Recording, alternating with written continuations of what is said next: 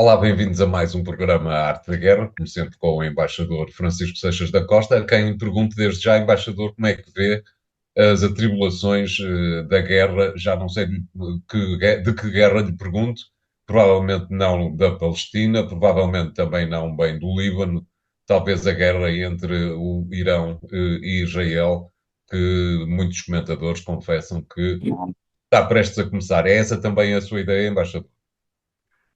Sim, há uma guerra surda entre o Irão e Israel há muitos anos.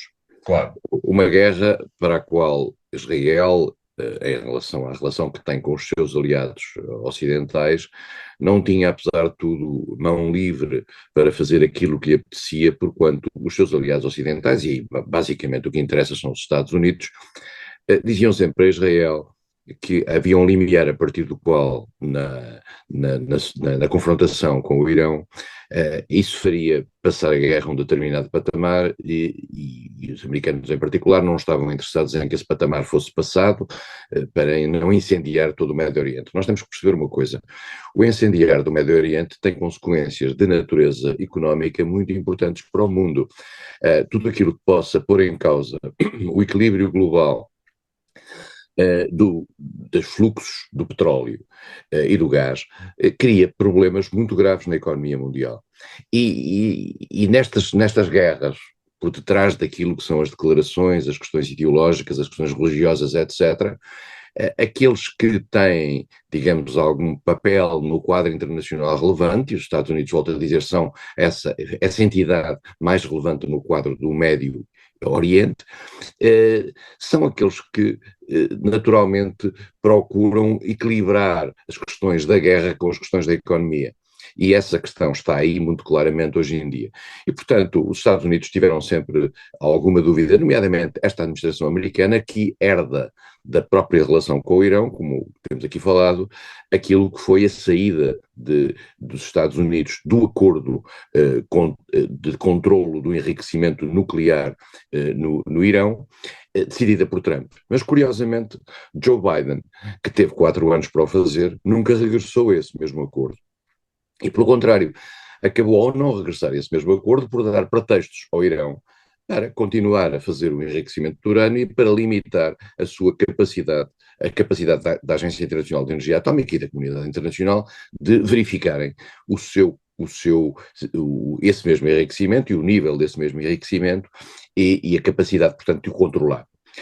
Israel vive nesta guerra surda com o Irão, e esta guerra, Israel está claramente, sobre isto não tenha mais leve dúvida, a aproveitar a oportunidade deste momento de desregulação global do cenário bélico para tentar ir ao Irão. E para tentar ir ao Irão de qualquer forma, aproveitando as provocações do Irão ou não. Israel também está a aproveitar, e este é um ponto importante, nós estamos a gravar esta sessão no dia 8, Israel está a aproveitar para relembrar uma vez mais e não fazer esquecer, não deixar esquecer, aquilo que foi o ataque feito pelo Hamas em 7 de outubro de 2023, que levou à morte de 1.200 pessoas.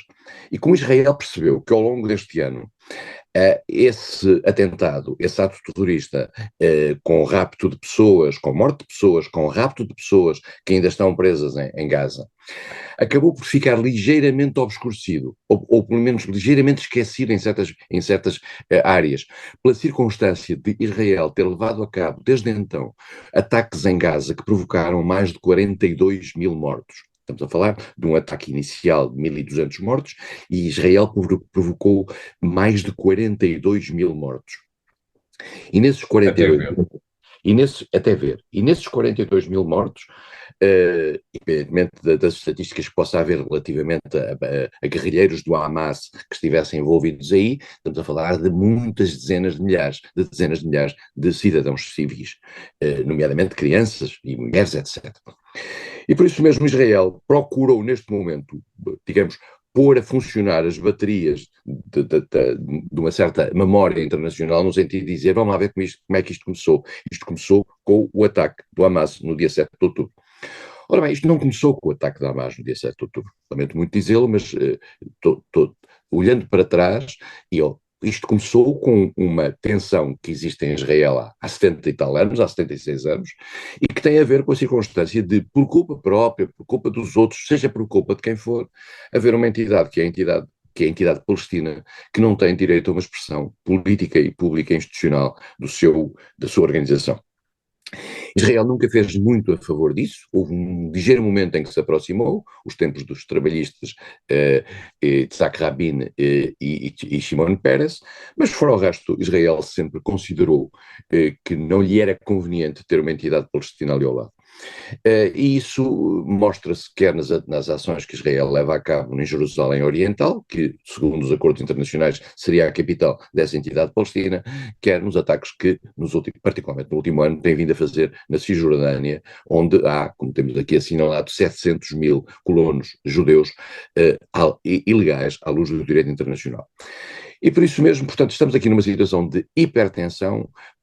E Israel quer dar o salto em frente, isto é, quer aproveitar esta situação, porque numa lógica de já agora, já que isto está tão desregulado, já que somos acusados de tudo, então vamos tentar ver nos livros do nosso adversário, que é o Irão. Os Estados Unidos, aparentemente, não deram a Israel ainda a capacidade, quer militar, quer em termos digamos, de liberalidade política, para poderem atacar os sites onde onde está a ser enriquecido o urânio, e esse é o grande medo de Israel, é que o Irão passa a ter uma bomba nuclear. Israel já tem uma bomba nuclear, ou tem várias bombas nucleares, mas não quer que o Irão tenha. E portanto, ao não querer, ao querer, digamos, avisar o mundo dessa possibilidade, digamos, Israel, neste momento, que está completamente à solta, que não tem nenhum controlo internacional, que não respeita as leis internacionais e nem sequer os conselhos dos seus amigos, que são os americanos, provavelmente pode vir a fazer ações no Irão. Essas ações podem não ser, de facto, aos sites nucleares, que estão muito bem protegidos, mas pode ser às estruturas de natureza económica, nomeadamente aquelas que se ligam à atividade petrolífera. E aí vamos ter outra vez aquilo que eu disse no início desta conversa, é que isso tem um impacto na natureza económica sobre toda a região, porque o Irão é capaz de fechar o estreito de saída do Golfo Pérsico, do Mar Pérsico, portanto o estreito de Bab el-Mandeb. Isso pode criar dificuldades imensas a outros países da região, nomeadamente a muitos aliados dos Estados Unidos. Portanto, é este o cenário que é um bocadinho trágico e com consequências graves em qualquer dos momentos que nós estamos a viver neste momento. 2 pontos. A França decidiu, digamos, ter uma atitude negativa face ao envio de armas para Israel. A França envia muito poucas armas para Israel. De qualquer forma, Macron fez isso e isso levantou uma onda grande dentro da comunidade judaica francesa. Israel fez também, nesta semana, digamos, um ataque fortíssimo a António Guterres, proibindo de entrar no território israelita.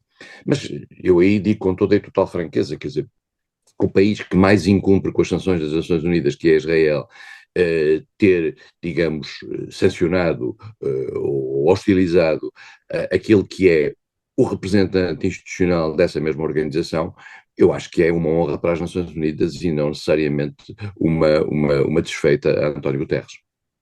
2 outros fatores, embaixador, poderão contribuir para o aumento da tensão entre o Irão e Israel. Falo da possibilidade de uma guerra entre os 2 países ser interessante para a Rússia, na circunstância em que, se houver esta guerra, o petróleo tenderá a crescer nos mercados internacionais e isso fará com que a Rússia tenha mais dinheiro para financiar a guerra na Ucrânia. E, por outro lado, também o aparente silêncio do mundo muçulmano, particularmente do mundo árabe, onde se destaca apenas a voz contrária da Turquia. Como é que vê estas 2 questões?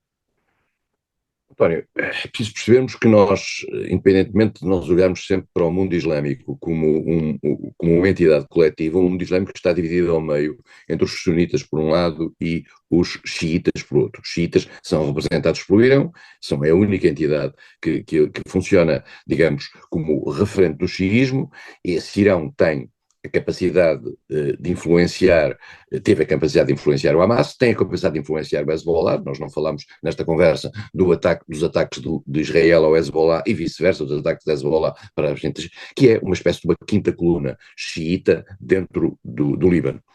E o Irão influencia também os xiitas na Síria, no Iraque de forma crescente, os Houthis no Iémen, mas não tem mais nada, digamos, no quadro internacional. Mas a Turquia é exatamente sunita, Os sunitas são divididos em duas alas.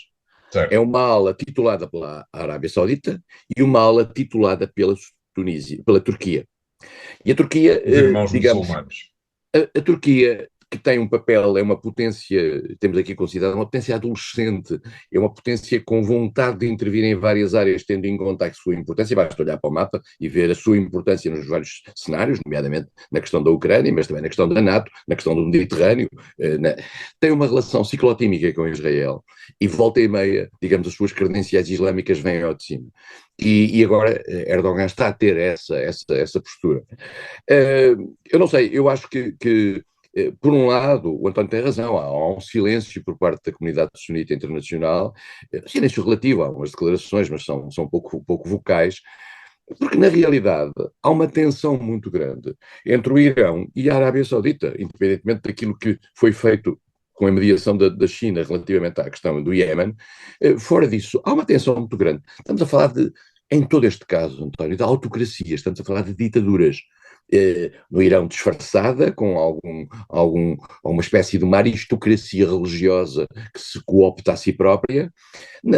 No Golfo, são as ditaduras tradicionais das monarquias do Golfo, que vivem sob a tutela do mundo ocidental ou sob o apaziguamento e a complacência do mundo ocidental, que nunca quis mexer naquilo que são as suas fontes de energia petrolífera, de energia, e, portanto, preferem garantir a estabilidade do poder, independentemente desse poder ser poder autocrático. Portanto, estás a falar de lutas entre estruturas, todas elas herdadas do tempo colonial, muitas delas e do tempo colonial britânico e francês, como aliás é o caso do Líbano neste momento, e tudo isto está sob uma tutela de tensão em que a saída do mundo ocidental, depois da crise petrolífera de 73, depois do abandono dos Estados Unidos, da tentativa de sair do boots on the ground, depois da invasão do Iraque em 2003, criou uma situação de cada um vai por si, está por si. Ora, no meio disto, Israel é um inimigo comum.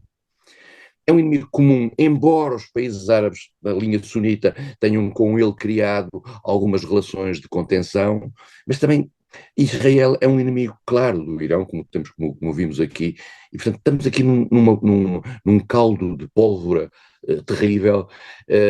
Os Estados Unidos estão numa situação, num momento de indecisão, que é o fim do mandato, não é? Estamos aqui a poucas semanas do início das eleições americanas, e portanto, enquanto esta decisão não tomar lugar, Israel procura rapidamente ganhar espaço. E sabe que nos Estados Unidos ninguém lhe tirará o tapete pela simples razão de que o lobby americano em favor de Israel é fortíssimo nos dois partidos. Muito bem.